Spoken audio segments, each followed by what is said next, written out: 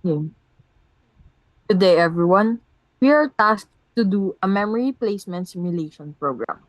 For our project, we created an application using Java language to create a memory allocation simulator. It is a graphical user interface application that simulates the allocation and the allocation of memory for a set of processes. So, here are the key features of our simulator. First is the process input, wherein the user can input the name, size, and time unit of a process. Next is the simulation parameters, wherein the user can set the memory, coalescing, and compaction interval. Also, there is a start simulation, wherein the user can start the simulation, allocating and deallocating memory for the processes based on the simulation parameters. Also, there is a memory visualization, wherein the simulator displays a graphical representation of the memory allocation, showing the name, size, and remaining time of each process in memory. Also, the output of the simulator includes first is the memory allocation graph, wherein a graphical representation of the memory allocation showing the name, size, and remaining time of each processes in memory. And also, there is the current time of the simulation, which increments as the simulation progresses. So to experiment with the simulator, we already entered some data as it might take long.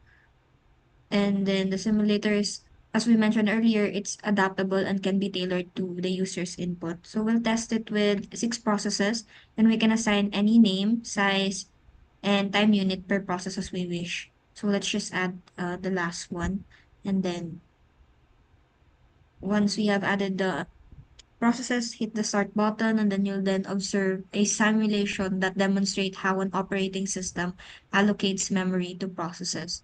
So this particular simulation uses the value of 1 for coalescing and 10 for compaction. And then later on, we will run the program again with a different value to help you better understand the simulation. So now we're just waiting.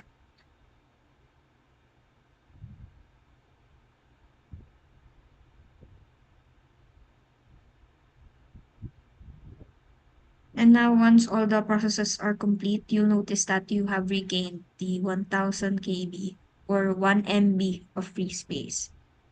So now we're going to change the value to 3 on this.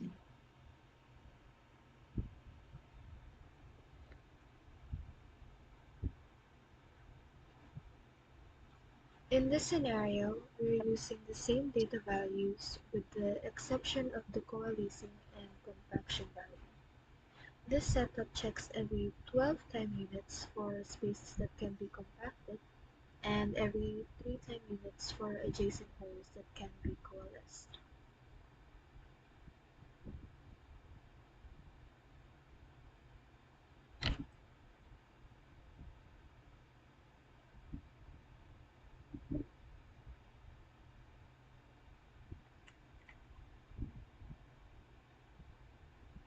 So we'll start it again and then it's gonna show the simulation again.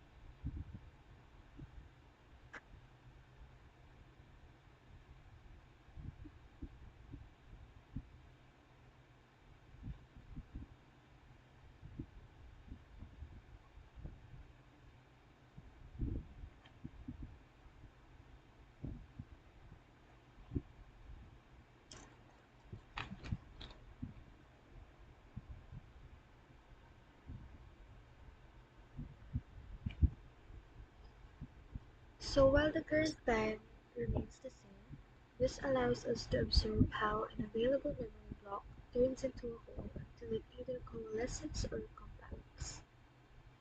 And based on our observations, increasing the interval for coalescing leads to an accumulation of fragmented free blocks over time.